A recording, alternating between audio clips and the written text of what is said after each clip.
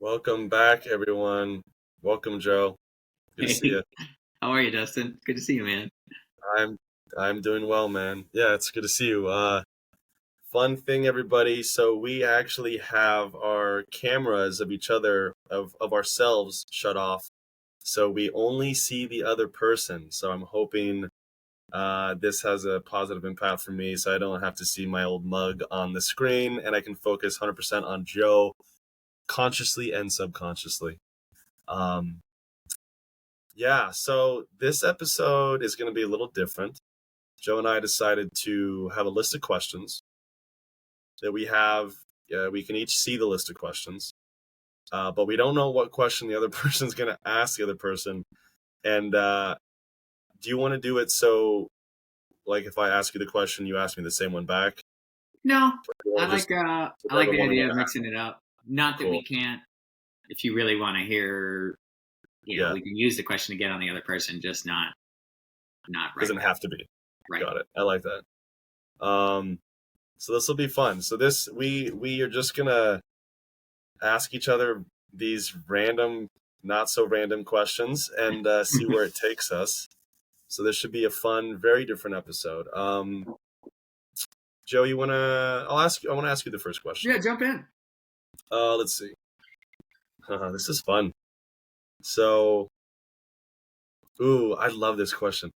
If you had the power to change one aspect of the world overnight, what would it be and why? Huh.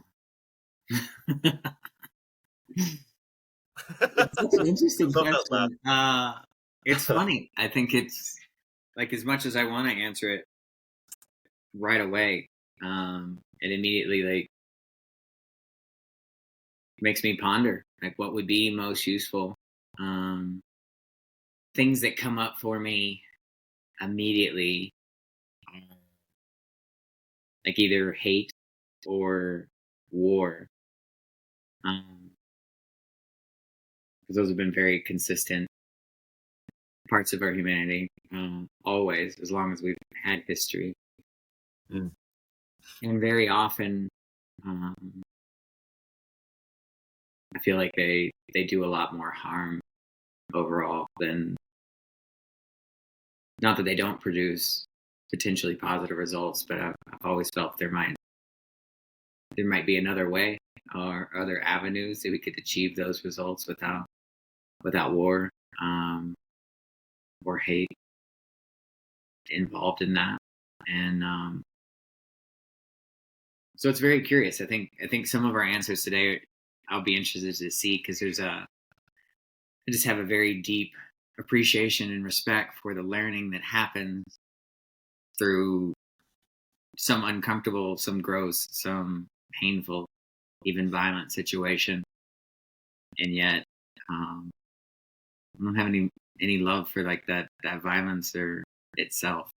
And so I think I would say war, as much as that. mm, I don't know. It feels light, and there's like, I mean, not light in a context, but it feels like an easy answer, um, mm. that I haven't really thought through. But that's what comes up, so I'll go with that. And I think the reason why would just be, um, I would love for humanity to get reps and practice other ways of resolving change or bringing about change or growth into a country, into an environment, into a people. Um, Mhm. like that'd be fascinating if war just wasn't an option. It'd be incredible how creative I think we would be, because we'd obviously still desire change, and we are always changing. So that'd be fascinating. I actually have a follow-up question now on that, Yeah. which I just hit me organically. Is I've heard various perspectives on this. I want to see what you think. Yeah. So, war, love the answer. What what do you believe in our species leads to war in the first place? Hmm. That's a great question. I was actually having a really interesting conversation with a friend recently about anger, and um, whether that was a useful emotion based on the way that it shows up in our lives and the ways that it's often carried out, or we see examples of it. Mm. Um, and and I think my thoughts around that are similar to war. I think it really comes from a place of someone feeling misunderstood, feeling like their boundaries are being crossed, that there is something either in their environment or uh, in law or whatever that's not allowing them to be their full expression of who they feel like they are, whether that's Mm. taking away certain rights or not allowing them to create or own property or whatever different thing that can look like. But I think it all is rooted out of a misunderstanding and someone not feeling heard, someone not feeling um, like they're able to be who they want to be, and someone else is holding them back. And I think obviously that takes a ton of different forms, but in its simplest, it's um, not being seen and not feeling the ability to reach that ground in any other way. I think that's why it turns to violence in small scale and in large scale. It's out from just feeling like our borders, whatever that is, our boundaries are being crossed. For sure. What came up for me? I'm really, we weren't going to do this, ask back and forth, but I'm really curious in your answer to the second part of that question, Mm. uh, the, the why you feel like Uh, war or conflict arises at all. Like, what do you feel like the roots of that are? yeah.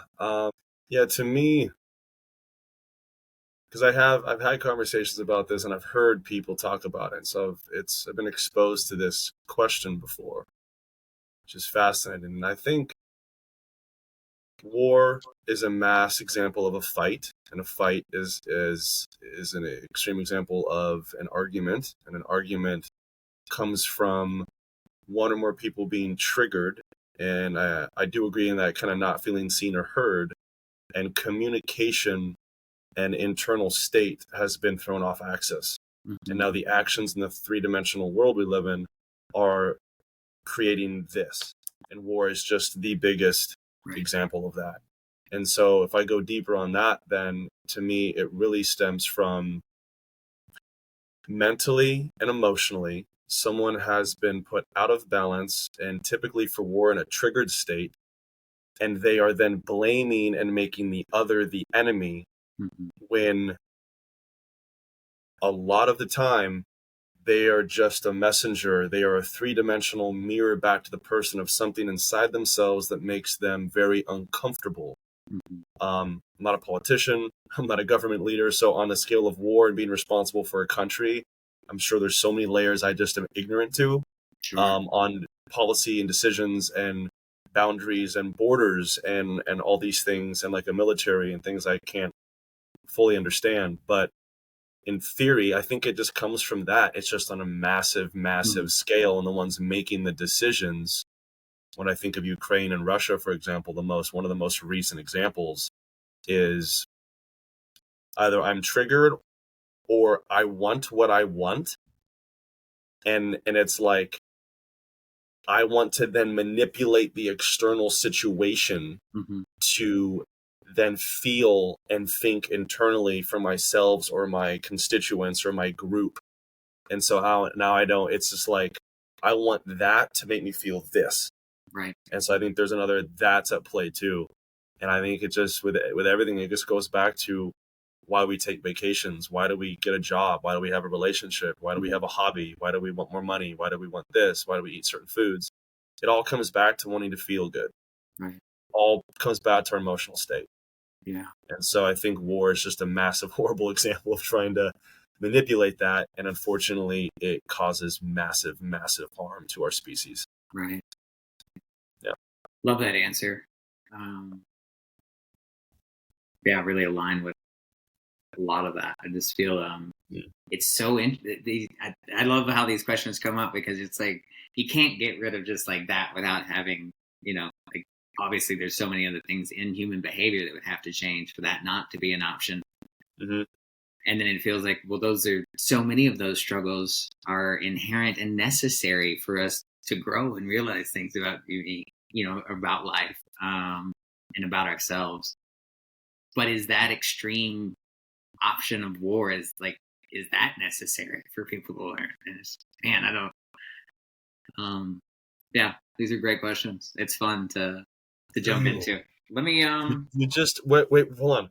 yeah, You yeah. just gave me a thought, which I hadn't even thought of in that first question. Is it's like, to me, it would almost be the same principle of, because it was like, if you had to eliminate something, it would almost be like whack-a-mole potentially, where if we took off war is just a side effect, Right.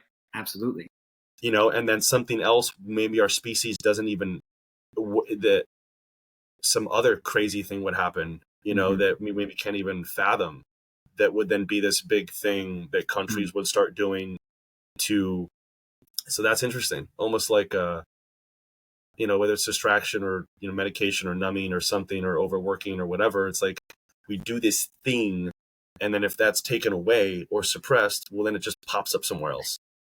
So I had to say that. That's very interesting to me. No, I it hadn't is thought about really that. interesting. I think that Huh. there's a lot of interesting sub conversations and thoughts that really have to go with anytime you're talking about, as you said, like the removal of something or the putting of something new in, because it alters the equation, and Right.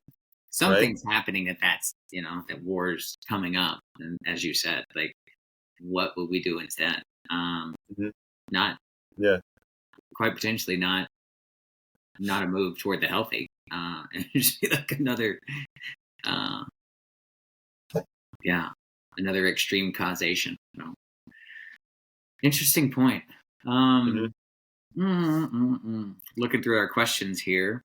Hmm.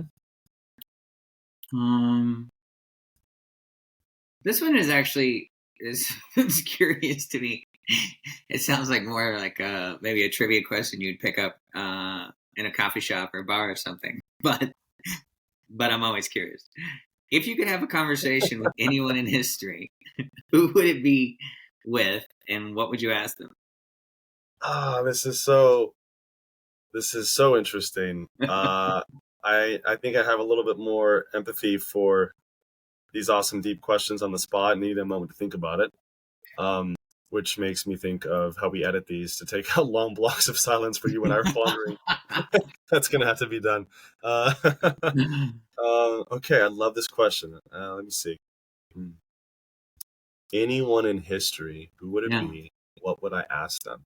God, this is a good question. I'm gonna have to ask you this one too. This is just too good. Hmm. Let's see.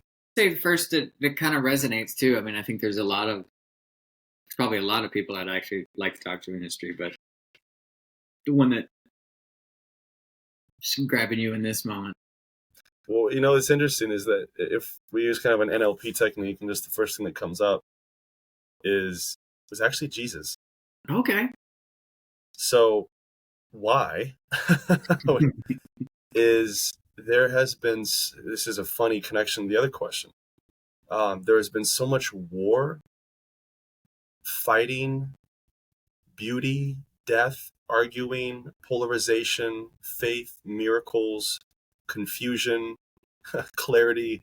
There has been so much in our species surrounded about around this figure Mm. who many believe to be the Son of God. So, and he did walk the earth. So I would want to talk to him, and I would want to ask him, if someone isn't a Protestant Christian, in your opinion, if they're connected with Source, do you believe? Oh, it it'd be a two-part question. One, this Of is course, I'm of course cheating. it This would. is me. This is me, of course. I can't just do one. Yeah, yeah. So I guess I could one see would that coming. be one would be, and then there was like it was like whatever. Okay, are you really the Son of God? Mm. Essentially negating all other religions. And two, depending on that answer, do you believe that there are alternative pathways to nirvana, heaven, enlightenment that Hmm. can happen authentically outside of your belief system and the following that you're going to amass? Yeah, That would be what I would ask. that's really interesting. Yeah. That's cool, man. I'm going to ask you the same question. If you could have a conversation with anyone in history, who would it be? What would you ask them? This is Um, just too good. yeah, It's yeah, so good. So good. man. So many that come up. I've been fascinated by very creative individuals. Da Vinci is one that kind of comes to mind, but honestly, an odd one that's popping in my head, so I'm just gonna roll with it. Was I'm probably pronouncing this incorrectly, but Genghis Khan. Mm, Um, I think, I mean, there were earlier people who exhibited some similar behavior as far as just like trying to take over the world, um, in large part, and but I think like I just very curious in the research I've done, what I've read about, like just where that idea came from, like just my limited knowledge of it just being a nomadic people, um, living off the land and working in between tribes and stuff.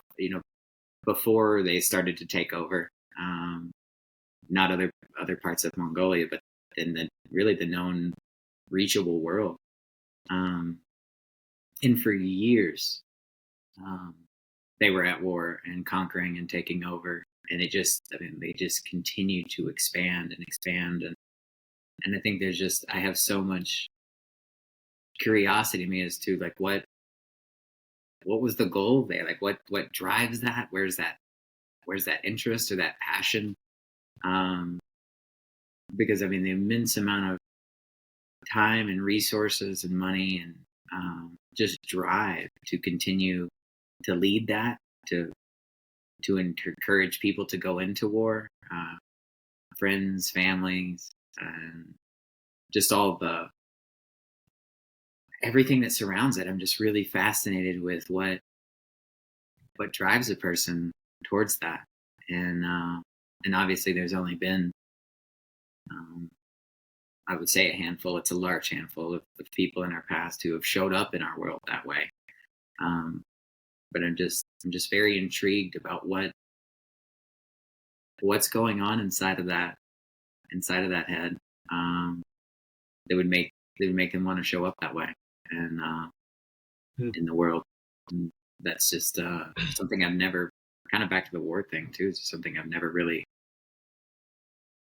felt like I've understood, and I know oftentimes we label those people as crazy, um, or being unbalanced or whatever other labels we want to give them, Mm, but very typically they were in their community anyway, very intelligent, very respected, very creative, very driven people, um, that a country would follow them. That multitudes of people would sign up for that and willingly participate. So I'm just really curious on what the passion, what the drive, what the goal, like what there was in starting that. So different direction than I expected that to take when you asked me that question. It's just never it's something I've really sat with, and that's mm. I'm just really curious. Um, Yeah, that's a fascinating answer, because man. I I didn't don't see know that it. coming either. Um, Yeah. my turn again. Oh, this one's fun. Uh, what's the most unexpected feedback you've ever received, and had it change the way you saw yourself? Oh, Maybe this not is funny. ever. It doesn't have to be ever, but feedback that you received that changed the way you saw yourself. Yeah. It's interesting. Just immediately, I'm like, which way am I going to go with this? Is it going to be something that made me feel uplifted, or Hmm. was it constructive? Was it just fun, or Was it constructive? Which one stands out the most right now? Oh, okay, boom. This one comes up, and it was unexpected. So when we were at trainers training last year, learning to be public speakers, Yeah. and I've for a long time in my life felt that I would use my voice to have an impact on the world, though Hmm. I've had no idea what that has looked like until that's been cultivating the last year or so, more and more. Um, and so when you and I were at TT and we're in our little breakout rooms practicing doing these presentations, and this was week 2, I believe. Yes, I believe this was. Wait a minute. I don't think it matters. But the feedback I got making my way there in my mind. So Yeah. I had been oscillating between such confidence and such utter anxiety and fear of being seen in that, this just so Mm-hmm. vulnerable. Mm-hmm. And one of the women there said, it was so unexpected. And then a friend of ours also said the same thing to me, either right shortly before or shortly after that. And they were not correlated. Like neither person knew that the other person said it, which was like, whoa. She said, you could, what was her exact words? It was feedback on my presentation. She said, you could either beat, outdo, do better, or destroy the guy who was teaching the entire training that owns the company. And she said that, and I was like, my little boy in me that was like going through all this stress of growth, Mm. felt seen that way very, very positively, reinforced something in me that was like a feeling that Mm. through just life had either been beaten down or questioned or almost lost in Yeah. ways. And it was being revitalized by doing this training and all the growth I've had in recent years of my life. And her saying that Mm. so just like it was fact in Mm. her reality, I was just like, dude, you're amazing at Yeah. this. And one of our close friends saying the same thing about the same guy whom she also has been around in retreats and stuff, and knowing how good that guy is. Mm-hmm. It was like a combination of, through the universe, these people mirrored back something inside of me that I was almost ashamed to even acknowledge to Mm. myself, because I didn't want to be arrogant or this or that, or afraid to be successful or afraid to actually be that good. And then what would that mean? And what would I have to face in me to actually do that and step into the Yeah. world that way and share my voice? And oh my God, that's so scary. And Yeah. oh my God, it's so beautiful and exciting at the same time. Mm. And that lit something inside of me that has been building, and I know in my heart, in my soul, is intrinsically connected to my confidence in stepping into this podcast with you, Sure. and just other things that are on my horizon, and even writing the book of like, yes, I'm getting positive feedback that my voice is strong and I'm a good communicator and I can tell stories and I can connect with people's hearts and offer the value where they feel better off that day for having had spent time with me and listened to me and been Mm-hmm. exposed to my story and my message. Oh my God, yes, I want more of that. Mm. And just that one very unexpected piece of feedback that I think I may have started tearing up, and we had this big hug, and then we had a group hug, I believe, afterwards. And that really, that from those two people, that changed my life. And I'm excited 5-10 years from now, looking back on that moment, where whether we call it God or the universe or something, was just like, ding, you got to see this right now, man. There's something here, and I want you to know. And boom, like, whew, man, that's my answer. That's a great one. Thanks for Yeah, that, man. yeah, man. Thanks for asking. Whew, that was fun to. That was fun to. Whew, that felt good to answer. Okay, let me see. Am I going to ask you the same one, or am I going to go to another one? No, we weren't going to do that. We've already done it once. Let's see. Ooh, this is fun. Okay, let's see. What is the most unconventional advice you've ever followed, and how did it turn out? Question. Most unconventional. What's coming up? This is interesting. Because it was from a book. What's popping up in my head? Not a person. But it was in my early 20s. Really dark period for me. It just really, really heavy. I just hadn't started college yet. Was trying to decide kind of like what I wanted to do in life next, and just really heavy. I mean, I think that was the period where I had the most depression, the most self doubt. I think in my life that was an aspect of that is I was coming out of publicly coming out of Christianity being the religion that I identified and with and professed to be a part of, and kind of shifting into an unknown for me. Like I'd never not identified as that, and so it was a multi-year process that started in my teens, but it was kind of, I think, 21 or 22, 23, and then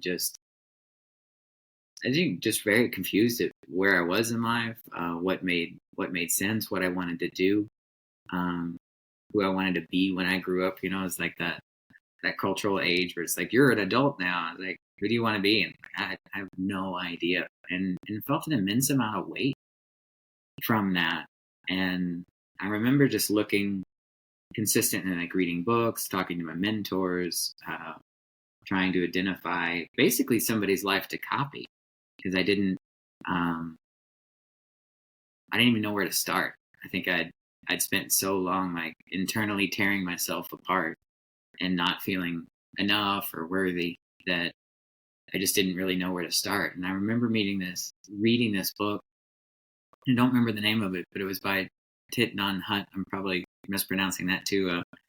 Thich Nhat Hanh, maybe? Thich Nhat Hanh, yeah, a Vietnamese Buddhist monk and author, and he was just talking about being in the moment and focusing on joy and trying to authentically identify with things in your life that you do have joy around, that either bring joy or you have joy while participating, and to lean into that, to follow that, and choose the next joyful thing, the next joyful moment, the next joyful idea, and allow that to be a guide. And I think for me at that point, like it was huge, because I was taking everything in huge chunks. Like I was really trying to figure out who I was going to be when I was 45, what my life was going to look like, my titles, where I was going to live, like just all these really big answers that I couldn't come to. And really that advice, just to really break it down, focus on this moment, and choose the next most joyful thing that you can. And I'd never really heard that perspective before, or even the perspective of just taking a moment as it comes, and making the next best choice that served you and identified with you in that moment. And I think that became a huge shifting point in my life of being more present, of showing up in that moment. And then I think in my memory, one of the very first conscious shifts to realizing that I had the ability to participate in how I felt right then. I had the ability to choose, and so I think that simple but that subtle advice to choose the next most joyful thing continues with me today, and has fundamentally shifted where my life would have gone. I didn't inherently figure out all those different big questions but they came about as I continued to move forward and chose the next most joyful moment for me, the next most joyful thought. And looking back, it's been a really, really neat journey since that point, and that was a huge shift for me. That was a great answer, man. I feel so connected to you right now. It's a very heartfelt answer. You almost tranced me out with your answer. It was so well said and so just But perfect. thank you. Wow. Yeah, like my whole system just went like, eh. That was cool. Thank you. Yeah. Okay. No, I really Wow. appreciate that question. It's, I think, similar to your answer before. It was really neat to go back and experience that again, Mm, to feel those feelings and that shift of stepping into joy, and just like, wow, that felt yeah. really good then, and still feels really good. That's fun. It still feels wonderful. And Oh, that's still good, dude. nice.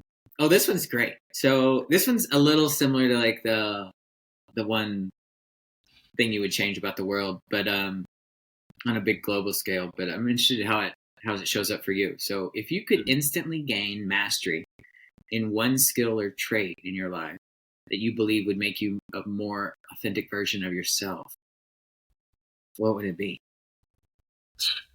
This is a fun one. First thing that comes to me is, as we discussed on, I think, our most popular podcast episode to date, as being recovering people pleasers. Mhm. The skill that I would immediately want to master is, in my growth journey, having oscillated between I'm a lion, I'm pure power and strength, just let's go, to the other, and both sides are very authentic and real. The other side of me that's very quiet, very heartfelt, very sensitive, very attuned to energy, Mhm. and very just like I surrender to life and God, send me, universe, whatever is best for me, and I'll be along for the ride. Just I'll float in the river and just see where it takes me. Very different things. So if I can master one skill, and the best way I can even articulate this, as of now, is I believe in what I've been taught, that what I've learned, both what I've been taught that resonates, is my connection to source and living from my heart, and like where those align. And so I'm like, it's hard for me to articulate, because I'm like, the Yeah. skill would be being like fully authentic in my power without unintentionally doing any damage to those around me in that energy.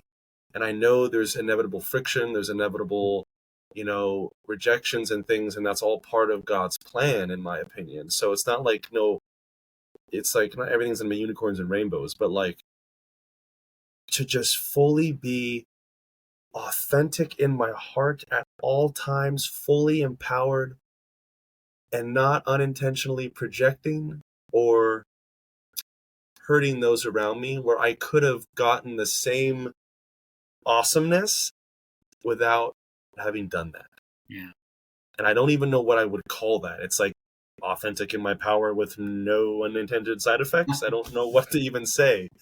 But if I was forced to, maybe Yeah. I would say this: living from my heart in connection with source and fully aligned in my power,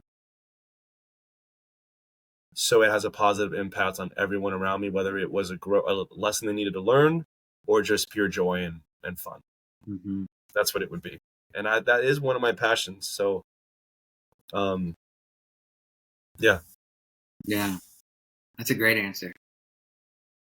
I don't know, man. I want to ask you actually the same question. That's a good one. You're doing it again. I love it. Yeah, that's a really good one. What would you say? um, I think similar to you, that it's tricky to answer exactly because it's hard to put a label on like being an actual skill. But um, authentic version of myself. if you feel it's very similar or that question isn't exciting, I'm happy to ask you a different one. No, it is exciting. It's just Yeah. I think it's hard to answer, and Yeah. language makes it tricky. Yeah. But I feel like something Sure. we talked about this a little bit before. This has been a huge realization in my life, and wanting to live from that. I think it would be I would master uh, the understanding. I think maybe um, that this life is happening for me, and that I would live uh, in alignment with that at all times. I feel like it's a big directive in my life already, Hmm. um, Hmm. and am very cognizant of the times that I don't show up that way, and when I'm acting like I'm a victim, or Yeah. this other person is trying to get something out of me. So like I put up a mask, or I feel small, like I'm not enough, and so I put on another mask to try to compensate for uh, Mm. the enormity of the situation I feel in life. And so I feel like if anything, it would just be um, it would be resting and trusting uh, in that idea that this is happening for a reason, and that I might not know the causation or have the exact name for the entity or the power behind Mm. the causation, or the mapping of what's happening here. But I have consistently seen that it is happening for us, that it does work out for the better, and that when we're willing to be present for this moment as it's happening, that it does work out. And I just feel like that would be such a massive shift to do all the time, and to be a skill that I chose to step into. Um, that would be amazing. Right on. You want to ask each other one more question? Yeah. Is this my turn? Yeah, it is my turn because you asked that back. Yeah, let's do one more. It's really interesting to me, and I'm really curious what comes up for you. So, what's a Ooh. belief that you held for a long time, and what was the moment that changed it or challenged it? Oh, immediately. Oh, this This is is great. actually, Huh. yeah. This is goes back to TT, and you're a big part of this. First thing that my mind went to is cool. Um, so given, I don't know if I've shared this on the podcast yet, but given the diagnosis I received 13 years ago Hmm. of chronic blood cancer, and how that correlates to health, immune system, getting sick, being tired, just the opposite of feeling empowered, and how much I've been sick in my life. Even as a kid, I would get sick a lot. And so I formed this belief um, that I just get sick, Hmm. and I get sick a lot, and I'm fragile, and my immune system's shit, and I just need to surrender to that. And so the moment I challenged that, really, I challenged it a lot, but the moment I really challenged it to honor this question and what took place was at that same training, where all the stress and fear and anxiety that was coming up of being in that environment and feeling I'm not getting enough sleep, and I don't know, I can't get my full morning routine in, and oh my God, I'm so stressed, and what are people going to think of me? And despite all the growth I've had and everything, it was like I was stressed, man. Yeah. And you know that we were sharing an Airbnb, and I couldn't sleep well. My sleep was it was so hard to sleep for like 3 days, and I just it was funny. Like I put all the tools that I've learned and that we teach, and like all harnessed with like pure willpower and like the pain of this limiting belief and this just crappy way of living Hmm. through and through was like enough, enough. And it was like a decision where I just challenged it, and I was like, okay, I'm going to whip out every tool and ask for all the support I can get on this. And I'm deciding right now, no matter what happens, I will not get sick at this event. And even if I did somehow, I would show up And it was like just no, like you have no presence in my system anymore. And we did a some modality belief change at the park, um, in Carlsbad. I know exactly where we were sitting. I remember that day like it was yesterday. And we did a some modality belief change, and switched out, disintegrated that belief, and added a very empowering one in. And I can say with 100% with joy and confidence, I have not been sick since that day. And I will just mic drop that right there, and I'll let that sit. Mm, yeah, That's that was a incredible. fun question to answer. Huh. That's really cool, man. That's really cool. Um, Hmm. I remember parts along that journey too. That's incredible. Um, Thank you for sharing that. Thank you for asking. That was I actually think the funnest that I've answered today. So that was a nice little surprise at the end. Let me see if I can match you and give you the same gift. Um, okay, which one do I think that you would most enjoy answering? I'm not looking. Okay, this will be a fun little twist. I'm going to offer two questions. You answer whichever one you want to answer. Oh, Sound okay. good? Yeah. Okay. First question. Can you share a behind the scenes moment in your life that people would be surprised about? Option one. Option two. What does success mean to you? And how has your definition of success changed over the years? Really good questions. Mm, I think I'm gonna go with the latter one. Success. So, um, one, just because I'm really curious what's going to come up for me right now as well. But I feel like the my understanding of success um, right now is living in alignment with like my intuition, what I valuing the things that I value, showing up for that in my time, in my calendar, um, being around just like, it's participating in the sense of fulfillment of what it already is. So I think what's changed about my definition of success is for decades, it was a definition that involved something outside of me, something that I was not, something I would do. And I feel like that, whether that was be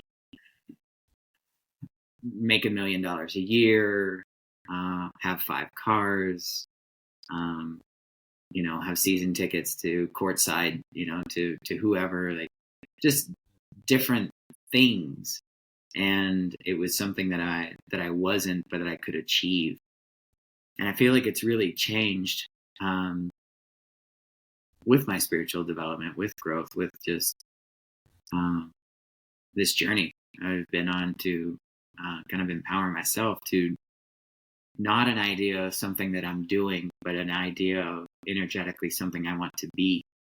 Um, and so how that shifted for me is actually looking at and appreciating where my life's right now and trying to highlight the areas that I do feel like I'm being successful and desire to be successful in and put my energy towards that. So for me, like at this point, it's developing and maintaining really strong friendships and connections with my wife, um, doing something with my time for finances, like so things that I do to create and generate income that really light me up and that really empower who I am, and it's really connected to why I'm a coach. It's really connected to why I'm on this podcast. And even generating like real estate is still a huge part of my life, but it's been a very rewarding um, platform that I not only can help other people step into and create financial abundance for them. It's been an avenue that has allowed me um, to see profit, to see gain in just in things as they already exist, like just owning something that is an asset and worth something is like generating its own income and wealth. And that's such a different, I think, energy than chasing, which is, I think, what I did for so long, about trying to get something that was not me, that was outside of me, trying to do this thing to make myself other or create. And so I think all of those things, just seeing how they participate in providing me wholeness, in joy and connection, and seeing that as success, has, I don't know if this was part of the question, but that has transformed my life so dramatically. It has brought so much peace and calmness, as opposed to just, looking outside myself for honestly an unachievable result. Because as long as it's outside of you and you're chasing you, like you can't really get it. Like once I reached $1 million a year, like there's always 2 million a year, 5 million a year, 70 million a year. And so I think it's been a massive reorientation of how I show up in life, just really around that idea of success itself. So I did not expect that to be a very involved answer, but that's been a big part and a big shift for me over the last decade or so.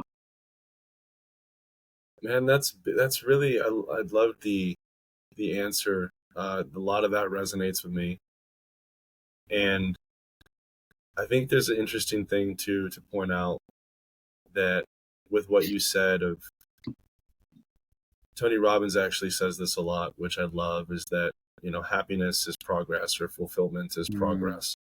And I think it's like wired into our species almost, if not for sure. And I think that's the paradox, is like you're saying, like, what's behind what I'm doing. And like, it doesn't mean we can't achieve more, progress Right. more, build more, get more, create more, seek more. And it's like, it's just what's behind it and why are you doing it? And I think behind that, it seems like, is that what you were saying? It Yeah, seems like that's where absolutely. you would go, and it's like they can both be very true. And you and I have talked about this, and for anyone listening, I wanted to point that out, because to me, that's a really important piece for me and my connection with that perspective as well. No, I really appreciate you highlighting that too, because in no way do I not still have huge goals, Exactly. Yeah. monetarily, possession wise, Yep. travel wise. Yep. I no longer orient those to that being what my success is or my worth Mm, based off of the mm, checking of that box. And so I think that understanding that difference is really important, because mm. we need goals. We need to be pursuing. That's Yeah. incredibly healthy. Yeah. It's just, where do we put that alignment? Where do we put that energy? And Mm. how do we give back to ourselves as that's happening? I think that piece is huge. Yeah. I loved your answer. And it's just, yeah, I really feel the same. So, Mm. well, folks, I think that's it for this episode. Anything else you want to add, Joe? Or No, that was really fun. I continue to enjoy your